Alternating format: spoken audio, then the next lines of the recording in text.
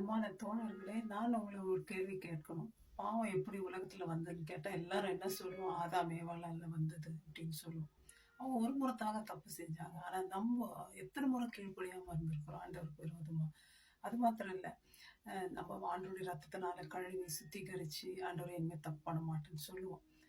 கொஞ்ச நேரம் ஸ்டெடியா நடக்கிற மாரி இருக்கும். திருக்குன்னு கீழ திருப்பி பார்த்துருவோம். திருப்பி எழுந்திருப்போம். அன்ஸ்டெடி கிடையாது. நம்ம உழுந்து உழுந்து எழ்றது திருப்பி திருப்பி. அது மாத்திரம் இல்ல. யார் ஏசாமி கொலை பண்ணதுன்னு கேட்டா, அந்த காலத்துல இருந்தவங்க கொலை பண்ணாங்க யூதர்கள். ஆனா நம்ப ஏசப்பாவ எப்பப்பலாம் பாவம் செய்வோமோ, அப்பல்லாம் நம்ம கொலை பண்றோம். ஏசப்பாவ சிலுவைக்கு அனுப்பணும். நம்முடைய பாவங்கள தான் இயேசுநாதர் சிலுவைக்கு போக வச்சுச்சுங்க.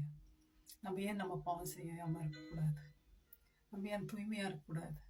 நம்ம ஏன் நம்முடைய கண்களை இயேசுவின் மேல வைக்கக்கூடாது? ஆண்டவர் நமக்கு உதவி செய்வார். ட்ரை பண்ணுங்க நீங்க. May God bless you my